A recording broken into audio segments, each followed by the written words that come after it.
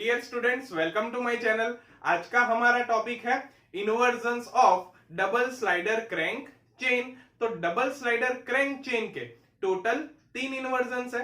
पहला इलिप्टिकल ट्रेमल, दूसरा स्कोचियोक मैकेनिज्म, तीसरा ओल्डहाम्स कपलिंग।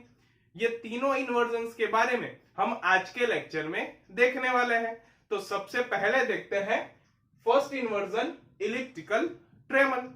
तो जैसे कि elliptical trammel double slider crank chain का इन्वर्जन है, इसमें 2 स्लाइडिंग पैर होगी और 2 टर्निंग पैर्स होगी। ठीक है, और यहां पर हम इलिप्टिकल ट्रेमल का डायग्राम देख सकते हैं। अभी देखिए, डायग्राम की मदद से हम ऐसा बोल सकते हैं कि हमने लिंक 1 जो ली है वो स्लाइडर है, लिंक 2 जो ली है वो क्रैंक है, लिंक 3 जो ली है वो स्लाइडर है और लिंक 4 जो ली है वो फिक्स लिंक है। ठीक है, अभी देखिए यहां पर जो लिंक 2 यानी कि क्रैंक है वो जैसे ही रोटेट होगी तो लिंक 2 यानी कि क्रैंक के एक्सटेंशन पर हमने कोई पॉइंट सी लिया है, वो जो पाथ ट्रेस कर रहा है उससे इलिप्स फॉर्म होगा। ठीक है, यानी कि हम ऐसा बोल सकते हैं कि इलिप्टिकल ट्रेमल की मदद से हम जो पाथ ट्रेस करेंगे उससे हमें अलग अलग साइज के इलिप्स मिल सकते हैं। ठीक है, अभी देखिए डायग्राम की मदद से हम ऐसा बोल सकते हैं कि यहां पर मेजर एक्सिस AC है और माइनर एक्सिस AB है। ठीक है, now suppose major axis AC theta angle बना रही है और जो यहां पर कोई पॉइंट C है उसके कोऑर्डिनेट्स है x y। So x is equals to AC cos theta and y is equals to BC sin theta। तो हम ऐसा भी बोल सकते हैं कि x upon AC is equals to cos theta and y upon BC is equals to sin theta। ठीक है, तो इसे हम बोल देते हैं इक्वेशन 1, इसे हम बोल देते हैं इक्वेशन 2। अभी देखिए हम क्या कर रहे हैं कि इक्वेशन 1 का स्क्वायर कर रहे हैं और इक्वेशन 2 का स्क्वायर कर रहे हैं और उन दोनों को एक दूसरे में ऐड कर देते हैं। ठीक है, सो ये क्या हो जाएगा, x square upon AC square plus y square upon BC square is equals to cos square theta plus sine square theta. ठीक है, अभी देखिए हमें पता है कि cos square theta plus sine square theta 1 होता है। सो यहां पर हम ऐसा लिख सकते हैं कि x square upon AC square plus y square upon BC square is equals to 1, जिसे हम इक्वेशन ऑफ इलिप्स बोल सकते हैं। ठीक है, अभी थोड़ा और आगे बढ़ते हैं कि अगर C AB का मिड पॉइंट हो तो यहां पर AC is equals to BC हो जाएगा। ठीक है, तो यहां पर इस इक्वेशन में हम BC की जगह AC लिख सकते हैं। ओके, सो ये इक्वेशन हो जाएगा x square upon AC square plus y square upon AC square is equals to 1। ठीक है, तो यहां पर AC स्क्वायर LCM हो जाएगा। सो यहां पर इक्वेशन होगा कि x square plus y square upon AC square is equals to 1। अभी देखिए AC स्क्वायर यहां पर डिवीजन में है, सामने जाएगा तो मल्टीप्लीकेशन में चला जाएगा। सो इक्वेशन हो जाएगा x square plus y square is equals to AC square. ठीक है, और ये क्या है, equation of circle where AC is radius. ठीक है, तो देखिए मैं यहां पर बहुत इंपॉर्टेंट बात बोल रहा हूं कि अगर C AB का मिड पॉइंट होगा जिससे कि AC is equals to BC हो रहा है, तो ये जो इन्वर्जन है वो जो पाथ ट्रेस करेगा उससे सर्कल फॉर्म होगा। ठीक है, अभी देखते हैं सेकेंड इन्वर्जन स्कॉच-योक मैकेनिज्म। तो जैसे कि ये इन्वर्जन भी डबल स्लाइडर क्रैंक चेन का इन्वर्जन है, इसमें भी 2 स्लाइडिंग पैर्स होगी और 2 टर्निंग पैर्स होगी। ठीक है, अभी यहां पर हमने स्कॉच-योक मैकेनिज्म का डायग्राम लिया हुआ है।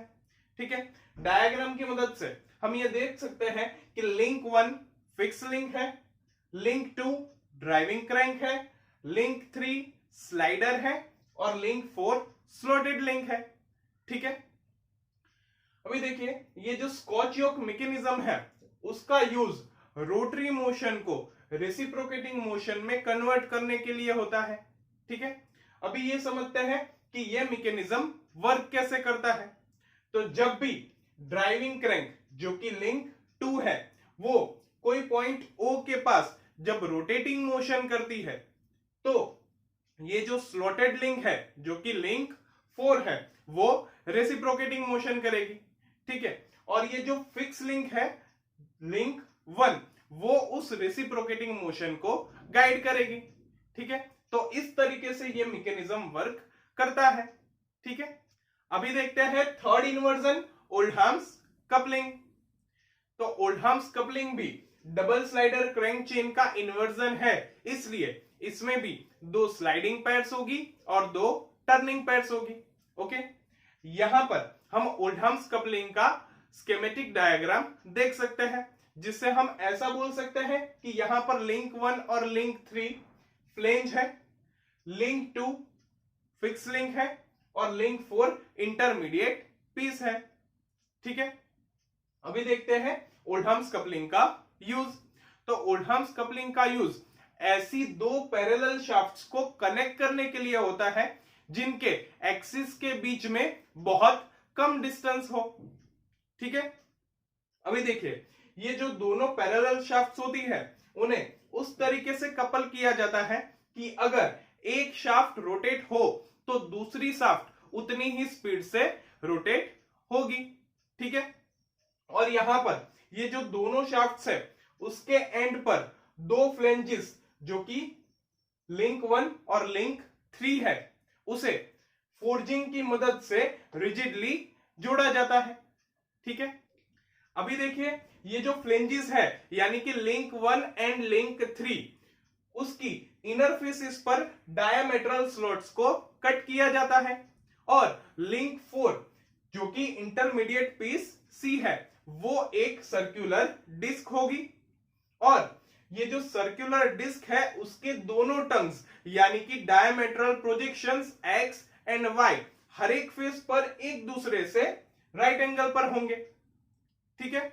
और दूसरी बात कि यहां पर अरेंजमेंट कुछ इस तरीके से होगी कि ये जो इंटरमीडिएट पीस C यानी कि लिंक 4 है वो फ्लेंजेस यानी कि लिंक 1 और लिंक 3 के डायमेट्रल स्लॉट्स में स्लाइड हो सके।